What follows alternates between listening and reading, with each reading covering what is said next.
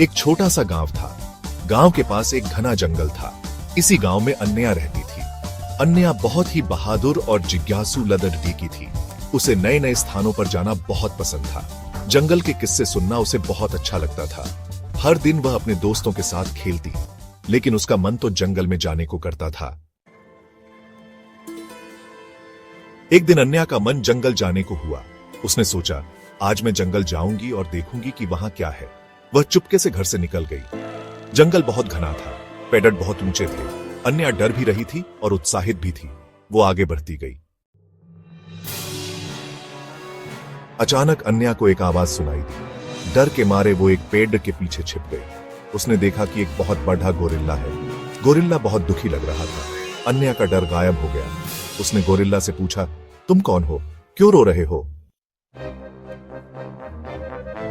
Gorilla ने अन्या को अपनी कहानी बताई। उसने बताया कि वह असल में एक राजकुमार है। एक दुष्ट जादूगर ने उसे शाप दे दिया था। इस शाप की वजह से वो गोरिल्ला बन गया था। केवल एक सच्चा दोस्त ही उसका शाप तोड़ सकता था। अन्या को राजकुमार पर दया आ गई। उसने फैसला किया कि वह उसकी मदद करेगी। दोनों में गहरी दोस्ती हो गई। वे हर दिन जंगल में मिलते। अन्या राजकुमार की कहानियां सुनती, राजकुमार अन्या के साथ खेलता। एक दिन एक बुद्धिमान कौवे ने उन्हें बताया कि शाप तोड़ने का एक तरीका है। दूर एक पहाड़ी पर एक जादुई फूल खिलता है। उस फूल को लाकर राजकुमार को सूंघाना होगा।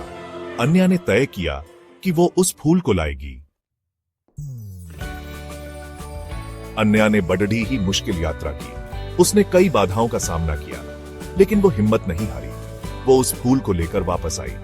जैसे ही राजकुमार ने फूल सूंघा, उसका शाप टूट गया। राजकुमार बहुत खुश हुआ। उसने अन्या को अपने राज्य चलने को कहा।